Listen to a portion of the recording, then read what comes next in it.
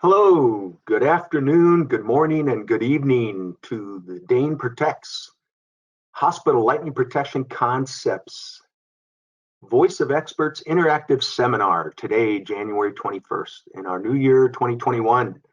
Welcome. Really excited to present our concepts to the audience today. We're really excited to start the new year off with an excellent hospitals focused lightning protection discussion.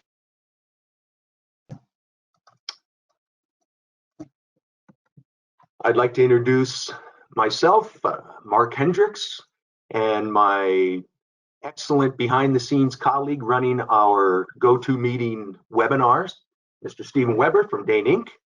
Hello, everybody. Welcome. Thank you. So today, January 21st, DEHN celebrates our 111th birthday as a global leader participating in global standards and working groups. And we literally wrote the red book on lightning protection for college accredited concepts. Excuse me, Mark, are you sharing your screen? I need to share my screen. Yes. Thank you. Thank you, sir. And DEHN is as I say, a global leader in this subject matter. Today we want to talk about the concepts of lightning protection and explain how lightning step leader provokes electric fields and how that allows calculations and best practices of our understanding of lightning protection to describe the pillars of protection, lightning protection system with air terminals, down conductor, earthing separation, bonding, and SPDs. These things revolve together to create a balanced and complete holistic approach to lightning protection systems. And I do like to illustrate the slightly used Ben Franklin lightning rod circa 1756 and showing that this is still the accepted practice to provide safe fire protection.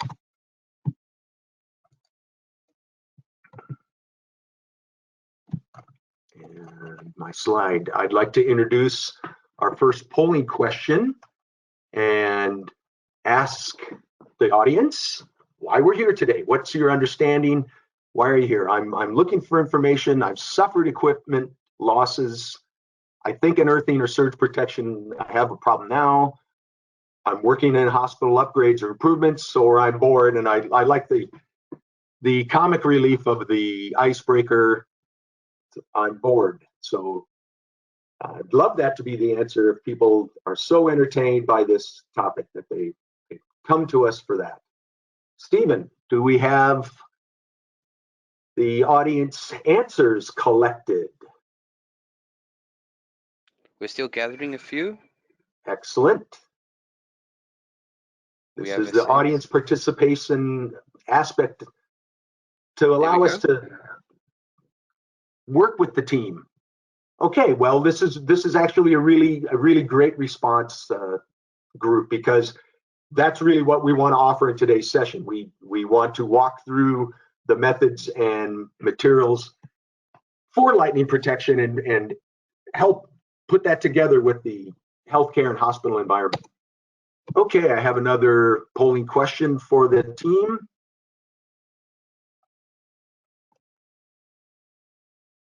And let's advance this slide. Okay, what healthcare segment are you from? This really helps us focus that information gathering to the right, sort of framework. Service professionals, facility maintenance engineering, in the design and architectural engineering consultant side of the world, new construction, contracting side of the world, or perhaps an OEM equipment manufacturer in the hospital and healthcare industry.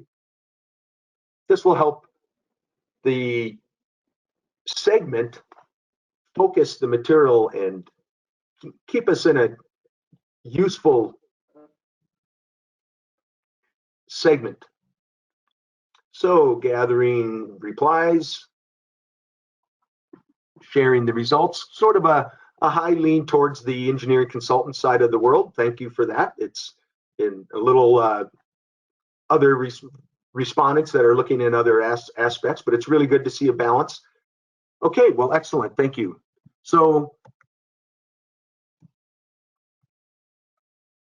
lightning protection for hospitals is covered by IEC 62305, and it's the suite of standards focusing on a comprehensive approach to lightning protection, global IEC recognition. It's also heavily referenced back and forth between the US, here in the USA, we have the NFPA 780 methods, very highly harmonized with the IEC methods. One of the things that we like about the IEC methods is the structured, systematic approach that gives you a very clear process to follow, and allows, I want to say, engineering decisions to guide improvements to the methods. So much in the way of ISO 9001, where we're constantly seeking improvements, the IEC methods give you a really good guideline, and it runs from the beginning of risk assessment all the way through maintenance and operational upkeep. So it gives us a really good structure and a backbone to really apply the methods to. So why is this important? Well, there's some issues in the healthcare world that actually really give you a good tool to use with the IEC functions. So one of the things we see a lot in the medical industry is uptime as a for instance, for various large equipment like the MRI we might have shown, but also for even smaller devices that will be on racks in the hospital environment that will move between patients' rooms. Those self-contained racks of healthcare equipment have to have a very clean bill of health of their own. There's a very high standard, very clear pedigree that machine has to have for readiness of service. And the IEC methods, and in particular, some of the products, of course, that DEHN sells, is they contribute to the monitoring and what we want to say is life cycle utilization. And by having protection elements in the self-contained unit, for instance, it gives you the ability to track its life cycle. And it gives you a whole nother level of data control and pedigree management of that device. So that's actually something built right into the 62305 methods. So hospital protection, we've got a great interactive polling question to gauge sort of, the audience understanding of the methods and, requirements. So what functional area of a hospital must be protected from lightning-induced ground potential rise? Now, I know that sounds a little bit like a tricky question, but it captures all of the factors of lightning. A direct strike or an indirect strike both contribute to a very much of a ground potential rise. So main incoming AC feed after the backup generator or power transfer switches that may be at that point of entrance, it has to be on the fire control systems. It has to be on the patient rooms, or it has to be in the operating theaters. And I know it's a little bit of a trick question because I know how I might view this answer. So I'm waiting for data collection. Is that maybe somebody feels that there's a most important spot. If you have to do it, you must do it there. I just want to gauge, again, it's to help gauge the audience and have you help us understand what's important. Okay. Sharing results, and this is, of course, one of the areas, the main incoming AC feed, of course, a very critical area. So what I'd like to also put out there is that the purpose of protection is to be a holistic approach. So we're looking at the entire structure, and much like healthcare industry anyways, a holistic, health. All right. And sharing polling results. Okay. So our next slide talks about the formation of lightning discharge. So what's important about these next couple slides is we're talking about the motion of lightning in the first place. Basically, lightning is understood to be charge moving through the clouds, from cloud to ground, earth to cloud, plus, minus, lots of flavors and who's who in the zoo. This is an illustration of something that looks more like a cloud to ground strike. And what you see is the charge is moving, but as it approaches the ground, it's momentarily producing an electric field. And that electric field then forms a step leader and it jumps. And it's doing that numerous times, through the cloud and moving perhaps miles through the atmosphere in these jumps as the electric field breaks down the ionization of the air in between, and the electric field collapses, and boom, the charge moves, and you get a small step leader. And it does that over and over. But as it nears its final point of attachment, it's provoking a huge electric field. And every building in this view, everything is experiencing that electric field and contributing its own little step leader to try to be the winner. And even though it's not the winner, it's still subjected to a huge electric discharge that's still there. That little corona, that little lightning bolt, still gave that building a love, even though it may not have been the final step leader to form the what's called the lightning strike plasma channel in terms like that. So this is a really great photo I first saw from National Geographic. It's out in if you Google sycamore tree gets struck by lightning, this is it. I like the way they said it. It's a convincing argument not to stand underneath the tree. So what you're seeing is exactly that photograph of the electric field provoking step leaders from everything in the vicinity, and that tree won. But notice the little air terminal here, the TV antenna next to the building. That in the article they explained that still blew apart the TV and the electronics in the house. So, and that was an older photograph. So imagine your electronics in your home today is everything. Washer, dryer, fridge. Everything's talking to each other, and how much more damage is it possible? But the point is that it's perfectly illustrating that step leader. And another point is that you don't have to be the main channel to still have been struck. So there's a lot of things about indirect strikes and direct strikes. You can see when that charge dissipates into the earth, there's what will radiate out as a giant ground potential rise, and a small ground potential rise from that antenna to the left.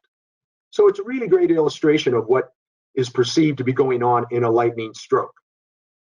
And it leads us to the discussion of calculating how to estimate what will get struck by lightning, and that's the science of lightning protection. And that's what Ben Franklin brought to the world and then put into public domain was, if you put a big lightning rod on the top of my church, it won't randomly strike the church and start a fire.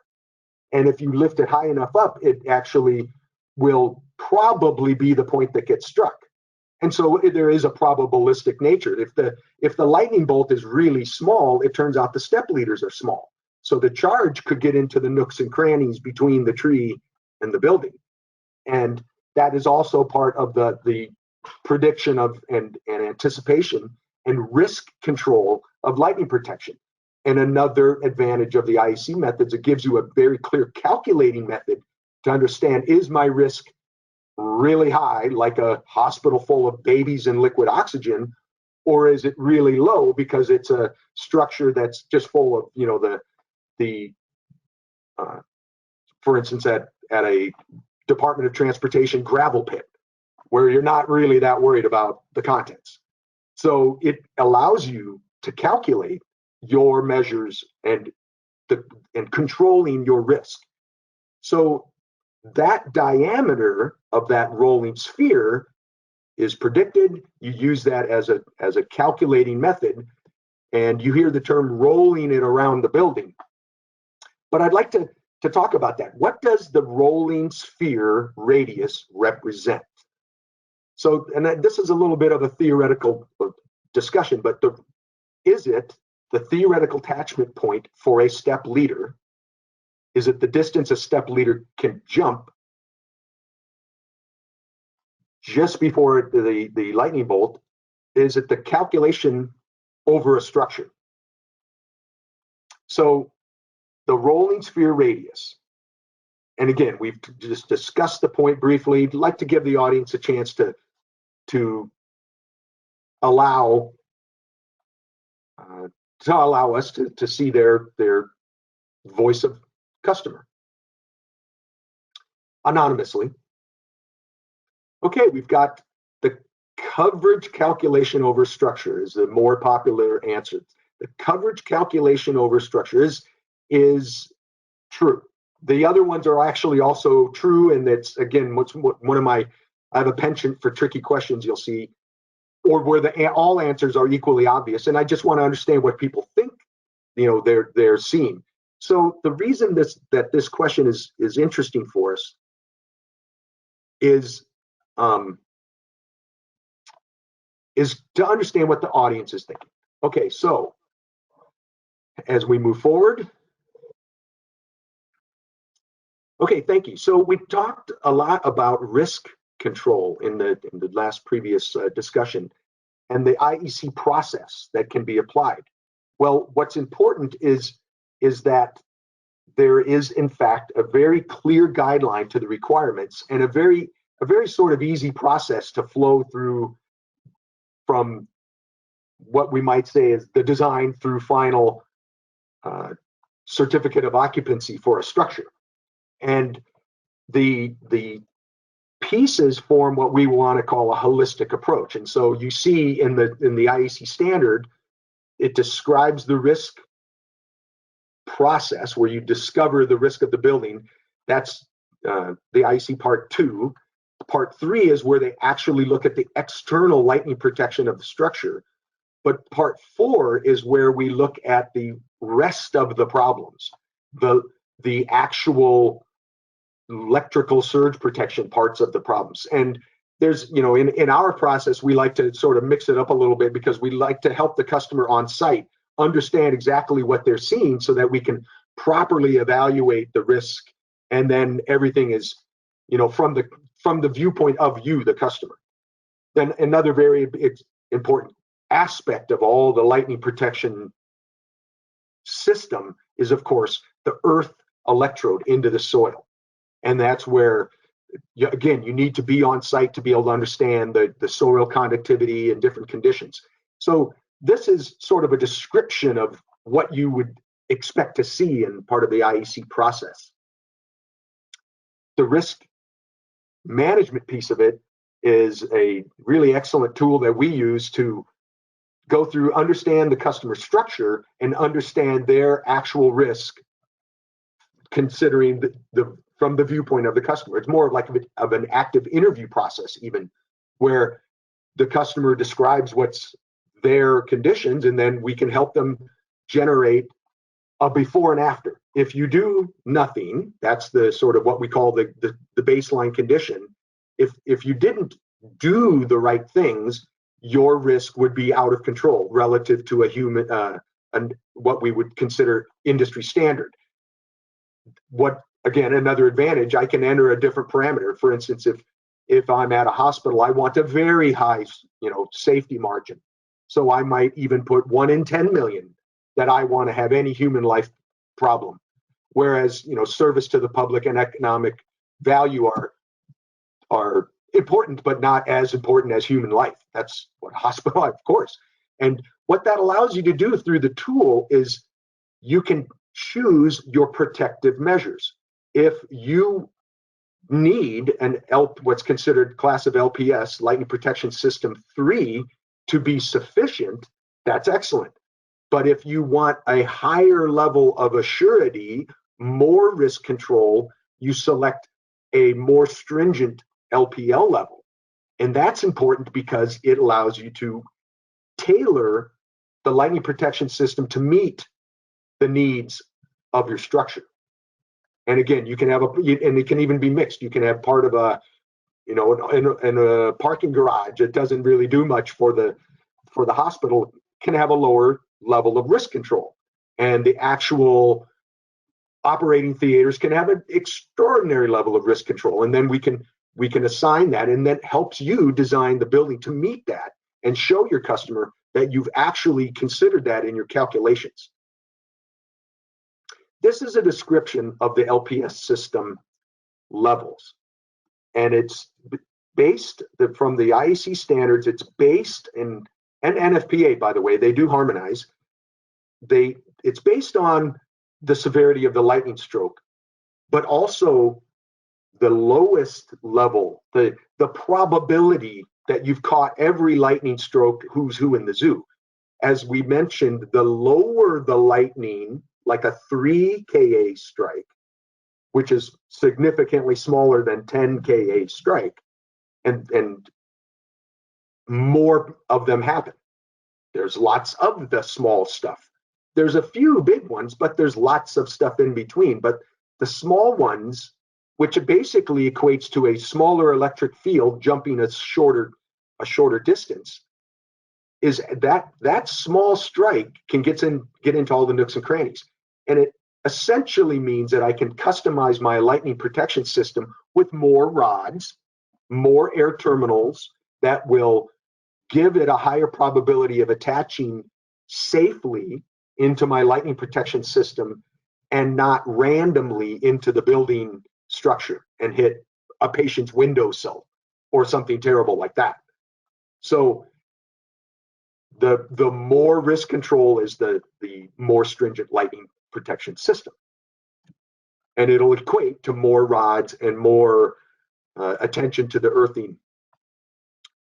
So this gives me a chance to introduce what we call the pillars of lightning protection. And we've talked about them already. And it's the air terminal on the top of the buildings, the down conductor system to get to the earth termination system itself, the electrode in the soil, dissipating charge into the soil, separation distance between these elements. So when you're coursing down, down the building and the down conductors in the down conductor, it wants to flash into other electrical metal stuff around it.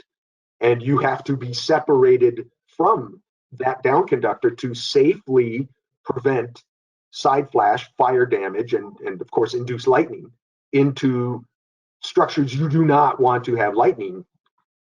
So that separation distance is a key discussion point in the design. And then there's lightning equipotential bonding, which is a very safe way to conduct lightning protection where everything that's metal is bonded together. Now you think of the bird on a wire, and if somebody gets struck, everybody gets struck, safely rises, safely falls. You don't really care that it ever happened. That's an excellent mechanism for lightning protection. But you can't do that with everything. And so the electrical surge protection falls in that lightning equipotential bonding. We'll see more of that in our discussion points. What's important is that all aspects have to be attention simultaneously, together, holistically, together. You can't neglect it and then come back at the end and expect to have separation distance or a suitable earth termination system in a legacy structure. You have to evaluate that and understand it together with the rest of the system. So that's what's important about this sort of discussion point. Polling question for our audience. Interactive polling. How does lightning induce surges? So we've been talking about some of these aspects, but I'd like to again poll the audience and find out what your nature of experience is. So direct coupling of the strike delivering charge into a wire, electromagnetic induced current from the plasma channel into adjacent wires through magnetic coupling. That's B is magnetic coupling, electromagnetic coupling, or C, ground potential rise provoking a voltage from line to ground, which drives current. What's happening? Why did you get a surge? That's sort of my question. Why did my TV blow up? So, gathering participation, audience answering our question. Most popular answer today is? Yeah, I think the answers are long, so people are Yeah, it's Thinking everybody about wants this. to. I know. I did say I had a penchant for a little bit of a what's the most likely or your favorite answer sort of approach. Okay. Okay, here we go. Sort of a split, the B and the C, and then a few A's. Okay, great. It's interesting to see this. They're all sort of one mechanism or the other. There's always the question of the chicken and the egg with lightning. Did it provoke a voltage that drove a current, or did it induce a current that provoked a voltage? Well, it's all, and it really depends on what happened. So all the answers are correct. And again, it goes back to the holistic approach. It means you have to pay attention to each of these weaknesses of your system. If it's a ground potential rise, then you better have really good grounding. If it's electromagnetic shielding for the MRI machine, then you better be very careful about electromagnetic effects. So again, the holistic approach, and especially in the healthcare industry, these are all simultaneously equally important. So thank you. This is great feedback from the audience. Thank you. So as we carry on, we have a different industry segment, I might say, different customer base, but also what we would consider mission critical. This is from Launchpad Complex 40 out near Kennedy Space Center. And it's a nice illustration from Google Earth of a lightning protection system for a mission critical application. Your rocket ship goes in the middle, and these giant towers are in fact the air terminals with a down conductor, with a grounding earth electrode, with separation between elements, and I can assure you electrical surge protection on all of the apparatus that's important for a launch complex, which you can be assured are lots of little sensors. And all of that goes into a lightning protection system. Now, in this case, it's isolated because the customer says, I don't want any of that stuff touching my stuff, which is actually the best, prevention. What is it? The prevention is an ounce of medicine. I got to get my analogies right, but back to the healthcare industry, you want to prevent it from ever getting into your structure. So what does an isolated lightning protection system prevent? What is it doing? Why do that? Why go to all that trouble? Because, for NASA, that probably wasn't, easy to do. And, of course, in the medical industry. So lightning protection system, let's see, side flash from down conductors into adjacent structures. Is it option B, the ground potential rise into the master ground bar at your service entrance nearby earth rods? Ignition sources caused by sparks between unbonded metal surfaces. Unbonded metal surfaces, yes. So it'll want to spark around if it's struck, it wants to seek electrical things. So what does an isolated system prevent? And they're long answers, and I appreciate that. Is it side flash? Is it ground potential rise? Or is it ignition? So audiences polling coming in. Side flash. That is very much what it's doing. It does other things as well, and again, it's a holistic system. So it's attack. Part of the lightning protection system enhances the other parts of it, and they all work together. So this is great to see that information, because side flash is, of course, the primary thing we're looking at. Okay, great. Thank you. That's really great feedback from the audience. So that leads us to a high voltage isolated solution on a hospital that DEHN participated in Norway. It was an excellent project. The system was calculated to have a risk of LPL3 with a requirement from the architectural engineers and of course, city planners that want it hidden behind a wooden facade, which means you really want to control your ignition sources, of course. And no, in this case, no standard was given. They wanted to meet the requirements. So this was, in fact, an excellent opportunity to work on a project using the IEC methods that we've been discussing, where you can design a system that has air terminals placed to intercept lightning, down conductors connected to the soil, and it's hard to see on this scale of a slide, but you can see a large facility with numerous air terminals scattered around it, but they're located to provide a coverage model over the structure. So instead of having to worry about every 20 feet, you can put them where they need to be and protect the structure the most efficient way. And in this planning, you can see, again, all of the locations, the interconnections, and then the routing of the lightning conductors to the soil.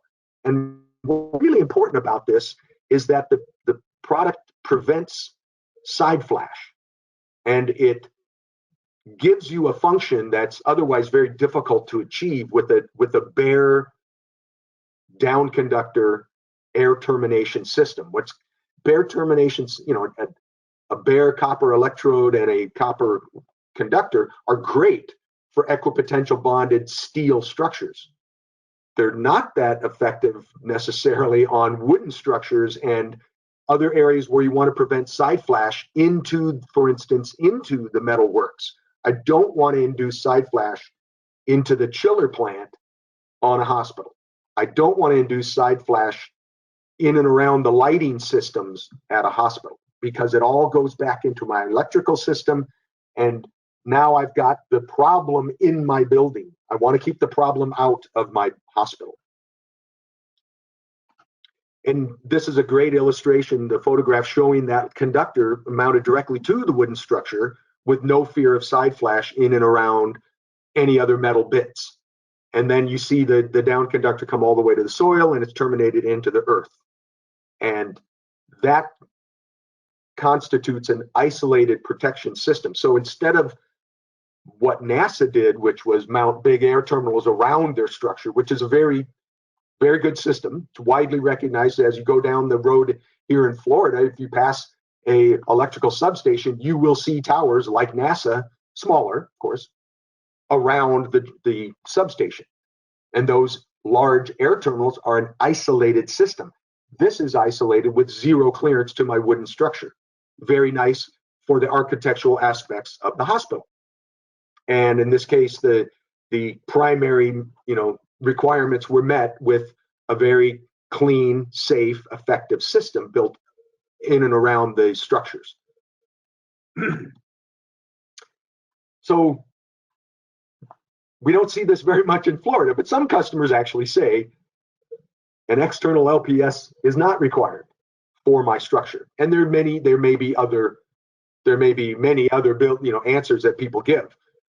I've heard some of these. The LPS attracts lightning to my building. It's too expensive. I already have a surge protector. I have surge protection. It isn't the same as lightning system. Okay, the LPS is not in my specification. That hospital in Norway did not have it in their spec. They didn't say do it to this level. LPS is required, in fact, for my building. I kind of know what I expect to see, but I'd like to see what our audience feels is the most appropriate answer from the voice of our experts here today. We're still gathering a few responses. That's good. They're long answers. I get that.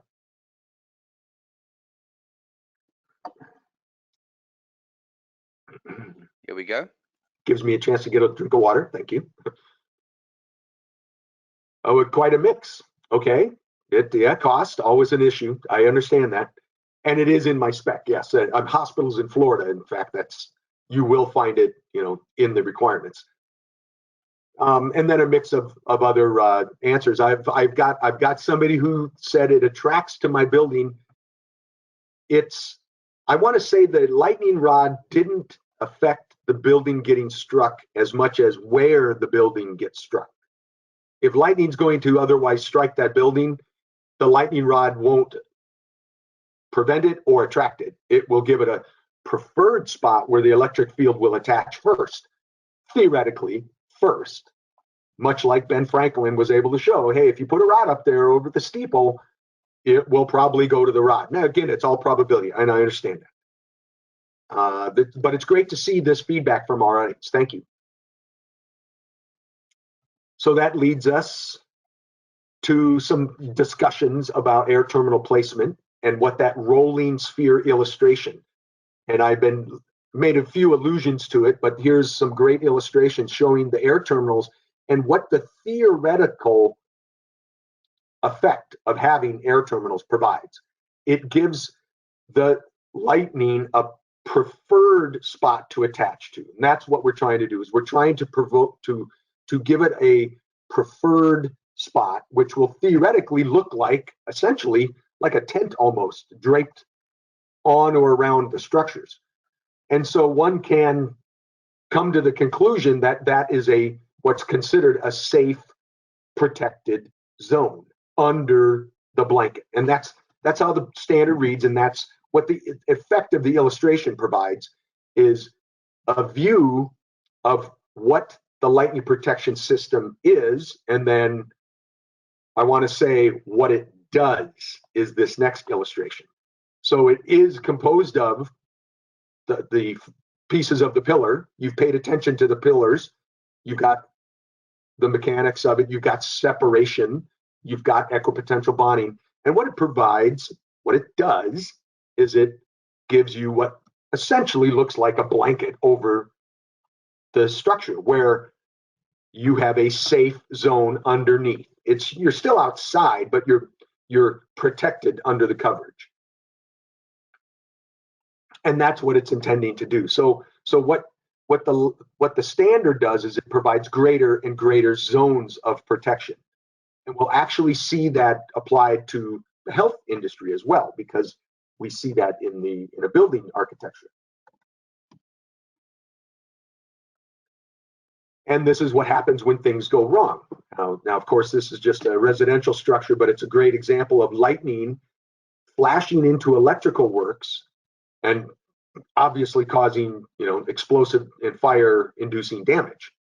And this is any number of things went wrong, but in this case, separation distance was probably the culprit. This is a really common problem where you'll have the lightning protection down conductor positioned close to some electrical apparatus. And it may be entirely not the fault of the lightning installer, the lightning protection installer. It might have been something that they retrofitted afterwards, but that's where signage and other things come in play. I've seen a whole lot of stuff done wrong where people use the lightning protection system down conductor as a ground for their high value, high data rate radio, up on the edge of their building. And that's sort of a really, really big no-no, because although it looks nice and gives you it's actually really good ground during doing what it's supposed to be doing, you're going to get a lot of lightning into that radio. So this is one aspect of the system gone wrong that then contributes to a cascade effect of surge induced into the electrical works that gets back to the main panels, that gets into the other electrical apparatus. So we've talked about above grade aspects. Let's talk about below the earth, the buried aspects. How far apart should earth rod electrodes be placed? This is a very common question that I see. So I wanted to see what our audience has come up against. One of the way to judge it, the depth of the rod equals the space apart. Is that the best spacing? Blanket 20 feet apart, go around a building, you can't go wrong. Is it 6 meters? Trick question. Is it less than 20 feet apart as you go around a building? Just questions to the audience. What's your best answer to all of the attendees today who, have to touch this side of the building? But I get this a lot. That's why I asked this question. It's a very good question. Most people think it's the depth of the rod, and that's actually the best, methods that I've personally used and seen. A lot of the standards just say put a 20-foot rod in the soil and you're there. 6 meters, 20 feet. Less than 20 feet is there's a discussion point about that, is how far apart and how good is the soil conductivity. But the real question is, if you put 2 rods really close together, let's say a couple of feet apart, you've wasted the effort, because the 2 rods aren't doing anything better than 1 rod would have done. So to get that rod to be more effective, you have to bury a conductor, say 3 feet below grade, go out in a radial and get another rod buried from there. So the point is, if they're not the depth of the rod apart, they're probably not as effective as they should be. And if you want a really good system, you have that sort of big buried mesh consisting of horizontal buried conductors with spaced vertical rods. And that's what you see in the standards, by the way. That's welcome to the IEC standards. You have a combination of what are called type A, which is a rod connected to a down conductor. But what's very common, of course, in the healthcare industry is going to be something more like type B, which is a ring around the building with probably a combination of some buried electrodes also with that ring. And you'll see it either embedded in the concrete or not, or just a separate ring. We very commonly see this image to the left, this type B with a ring. And that's what's probably going to be on new construction. But the point is, the standard lets you understand that. Okay, so grounding. How often do you encounter grounding and bonding issues? From your viewpoint, from your side of the voice of customer, is this something that occurs a couple of times a year, between 2 and 10, or even more than 10 times a year? Is it really common? More than 10 times per year, you're getting what you would think are grounding and bonding problems. And the people are thinking about it. Okay, here's the answers. A couple of times, between 2 and 10. That's pretty common, of course. And again, was it a grounding issue? Was it a pure surge issue? Was it a fault that can, it's hard to say, and but this is really good feedback from the audience. Thank you, because what it tells us that it is happening. It's a main issue, and in the healthcare industry, that's 2 to 10 times more than is tolerable. So we talked about the LPS class distinctions. The more severe class that you may discover for your building in your risk analysis will require a more robust earthing system, which means more buried conductor in the soil with either deeper rods or farther spaced rod, loops. And it really all translates to contact with the soil. And a properly engineered system actually looks at the components individually before connecting all these buried components together. That way you can truly get an image of what the true result looks like. We often see from customers, for instance, in the energy sector, they say they want a 1 ohm earth system. Well, that means you have to look at the components as a sort of think of it like a big series parallel array of individual 10 ohm earth rods. So, okay, there's the math. If it's 10 ohms per rod, you need 10 rods. It's sort of the easy series parallel calculation. But that's a starting point for how to design your earth electrode system. It tells you some basics. And if you have a more severe class of protection, you need even more attention to that detail. And the IEC methods give you a very clear guideline in that. So we have another polling question for our audience. We're moving right along. From what type of equipment should down conductor separation be maintained? The down conductors coming down your building, what type of equipment should separation be maintained? From neighboring building, trees, conductive parts, roof mount structures, or interior installations? So what's the most important thing that you might keep separated from? Maybe that's the way we're asking the question. What should you be separated from?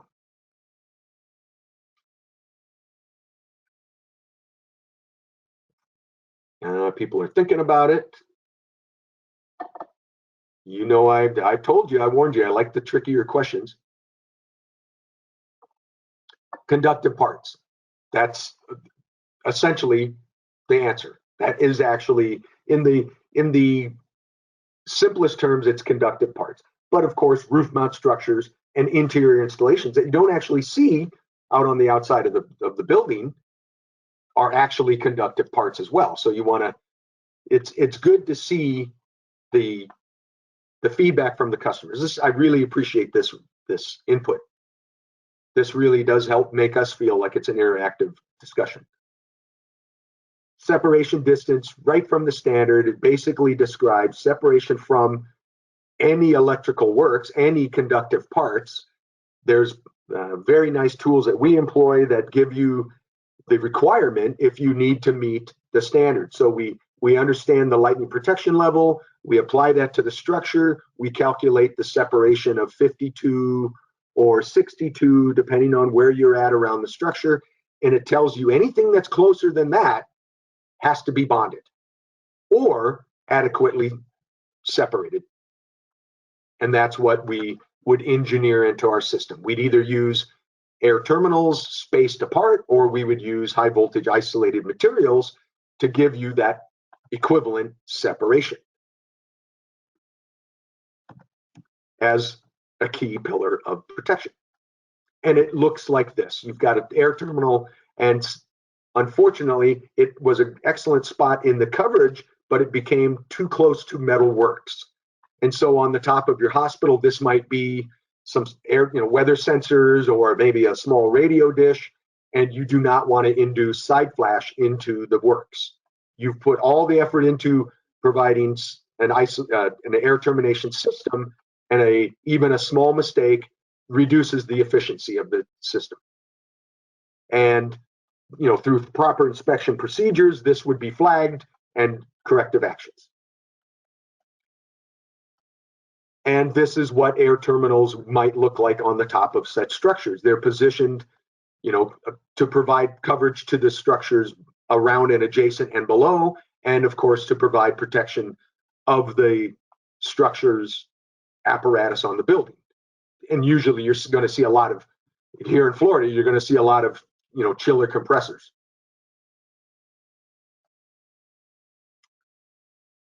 So air terminal placement over rooftop equipment, as I mentioned, a lot of chillers.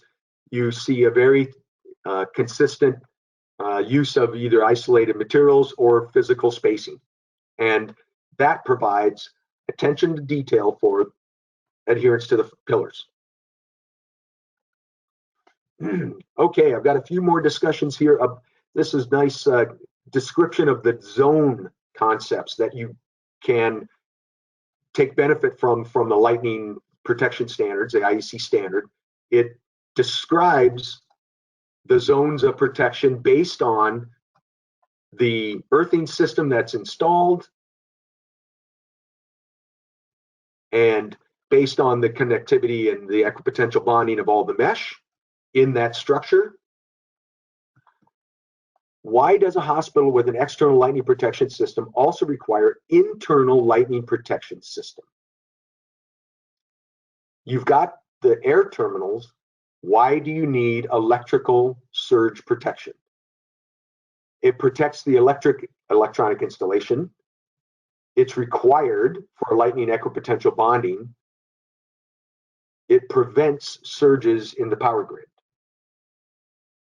So what is your impression and understanding of why internal electrical surge protection is required? Gathering results protects the electric and electronic installation. It does that. Yes, it also provides what essentially is the alternative of equipotential bonding is voltage control between the elements. So it's sort of, it falls under the pillar of equipotential bonding, and it certainly protects surges. But we're not really worried about polluting the power grid. We're worried about surges coming into our building. Again, you know I like tricky questions. I consider some of these all to be right. It's just interesting to see what the customers consider most important. Another question about surge protection. Equipotential bonding from electrical wires to ground. Does it provide a voltage control between wires to ground? Does it provide a surge current path to ground for the surge? Transparent operation and voltage relief during transient events, kind of like the pressure relief valve on a water heater. No value if it's not installed. I throw that one in there for my greedy salespeople. They like to use that one in their pitch. What does surge protection do? What does it provide? And most people think, let's see, the majority is sort of a surge path to ground. And you know me, I like my tricky questions. They're all sort of the same face of the same problem. And it's the multiple aspects of and how does it rear its ugly head? You know, is it transparency? Is it voltage control? They're actually all answered. It's just great to see some of the answers. I actually like surge current path to ground as well. That's sort of one of my favorites. If I got to pick one, voltage control, yeah, great. Really great to see that feedback from the customers. Another nice description of how to achieve zone of protection is the application of the surge protection devices. So you've done all of the things like electromagnetic interference. You've created equipotential bonding built into the structure. You've got a very well equipotential bonded steel mesh embedded. You have filters installed. You have other things like the beryllium copper mesh around the door jambs. You also need to install electrical surge protection. It's one of the pillars of protection. And here you can see proper application of electrical surge protection helps build stronger and stronger zones of protection. And what's nice about this is it meshes very nicely with something you might see out of the healthcare industry, where zones are described for magnetic resonance and imaging equipment, where you have essentially a zone that has to be built up like layers of an onion, where it's more and more protected, so that by the time you apply your very sensitive electromagnetic sensors for, MRI imaging, it's in a shielded zone. And this is really a nice way to use the IEC standard to achieve this calculated result and show by proof of calculation that the zones are achieved. Electrical surge protection applications. This one particular topic, I'm afraid, could go on and on, because what's really important about this is that every single apparatus has to be protected. It can be the compressors on the chillers at the building's rooftop. It can be at ground level. It can be the I/O for the chillers that controls the chillers and monitors. Again, we talked about equipment uptime and monitoring. By having a monitored system, you can show through calculation and through software control mechanisms and building maintenance systems that your entire hospital is fit for operation, for duty. Things like this fire protection panel alone, this one describes itself being capable of sensing 318 discrete devices around the building, all of the door jams, all of the fire monitor control systems. This is marketed as a product for the hospital industry. Every one of these I/O points is a target for electrical surge protection. This is something that might look like a state-of-the-art operating theater where you have these racks of equipment. And what's really interesting about this environment is that these are standalone equipment. They may be plugged into the wall outlet, but they're all operating on uninterruptible backup and full backup power supplies, redundant power supplies, redundant equipment, so that the whole world could go dark and that equipment keeps running independently of any power grid in the planet. And this is super important in the healthcare industry because those are all targets for electrical surge protection to keep that resiliency. So that leads us to one of our last polling questions. And I want to give everybody, again, enough time. We'll walk through this one so you can see that aspect again. But how many SPDs are needed in this one photograph? If you were designing the electrical surge protection for this apparatus, how many SPDs would you apply to be sure that this is bulletproof? So I'll walk around I'll keep it on the picture for a moment. Thank you, Stephen. We're going to just sort of do a little walk through the room. You've got this light, which may not be connected to that light's electrical service. There's no telling. So that's a couple of things. You've got this rack of equipment, which essentially looks, although it's integrated, there's a high likelihood there's independent power supply systems built into this rack. You've got another rack back here. You've got what looks like another rack over here.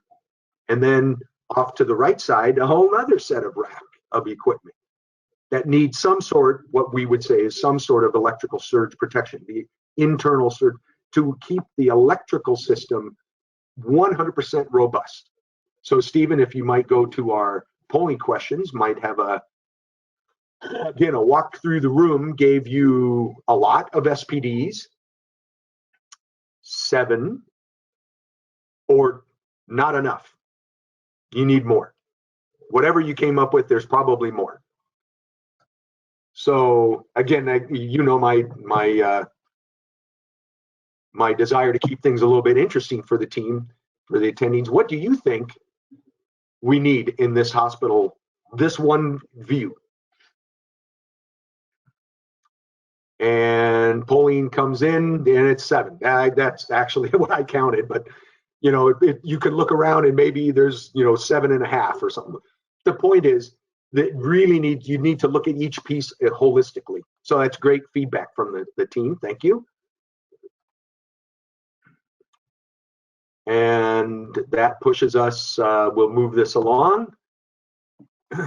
Again, you've got a hospital room, you've got numerous sets of discrete pieces of equipment, integrated equipment, a very complex environment. This is just one, this is only sort of the customer facing aspect of a hospital. There's a lot of stuff people don't see going on behind the scenes.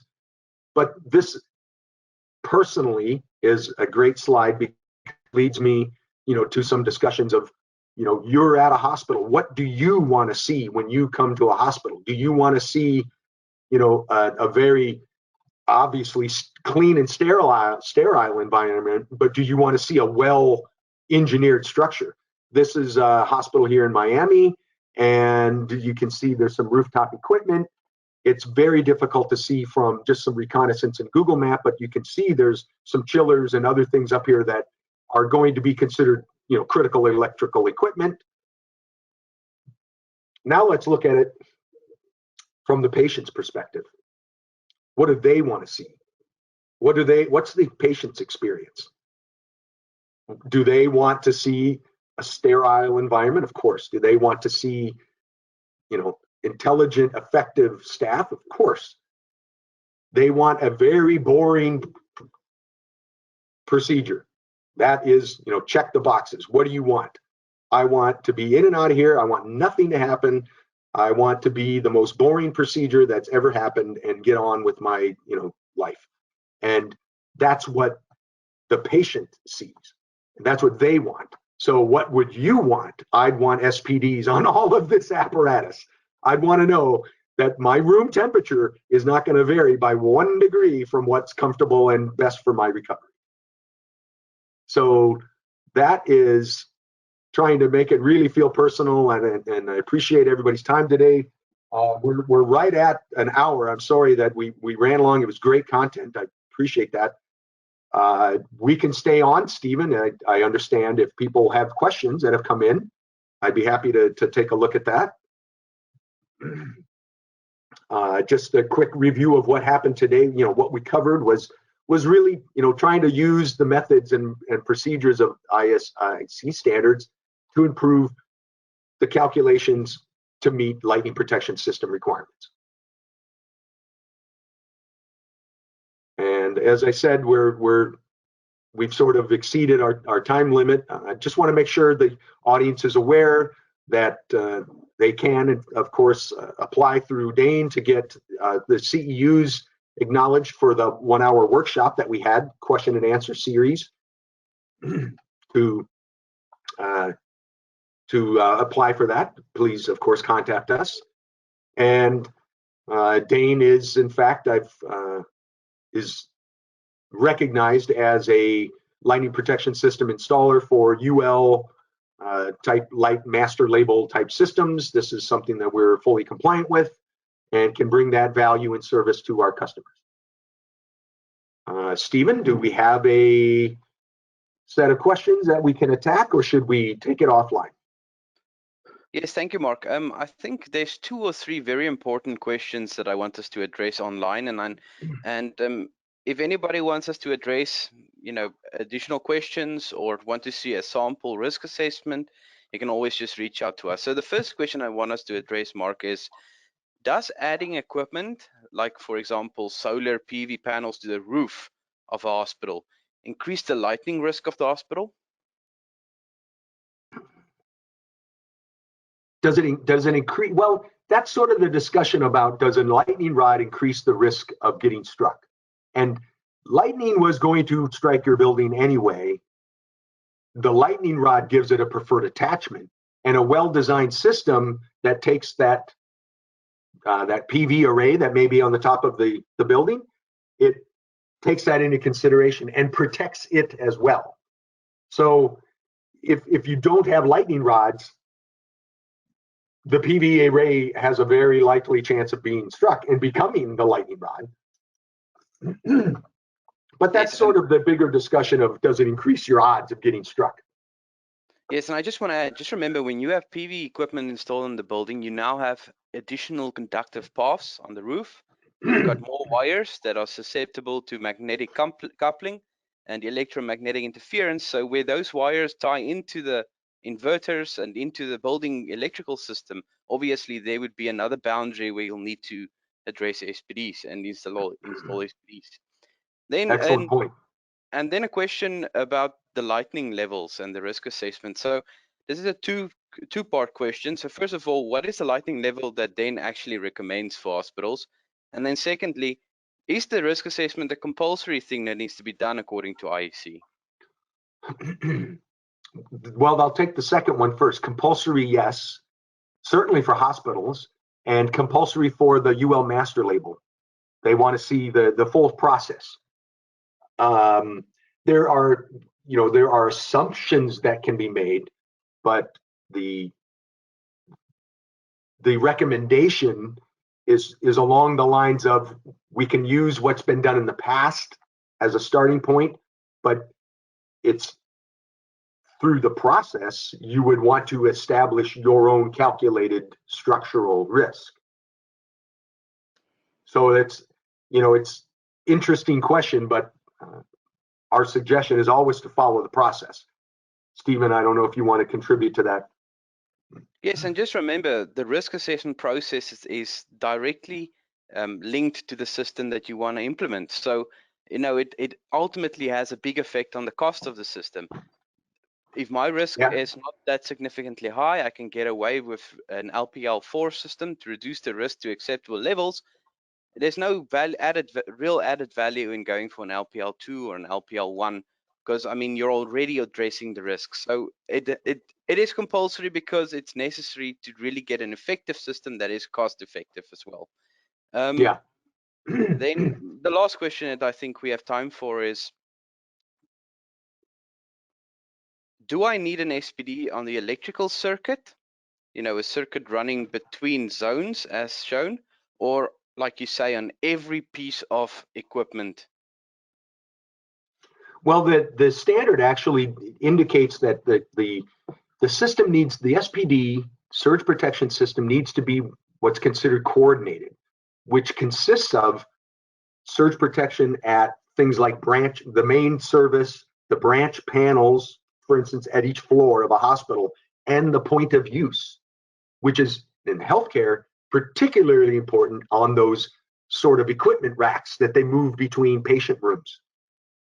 And that's your point of use, SPD, branch circuit, SPD, main service entrance, SPD. So you build the layers of the zones so that by the time you're in an operating theater or an MRI chamber, you're at a maximally protected. Thank you. That's Great the question. question, Owen. It's excellent in the healthcare industry. Excellent question. Yes, thank you. I think that's the questions that I really wanted to address online. The rest of the questions we will address in a follow-up email, and then Excellent. just reach out to us if you need more. Thank you, Mark. Wonderful presentation. Thank you, everybody, today. Be safe out there. DEHN protects. Thank you very much. Thank you.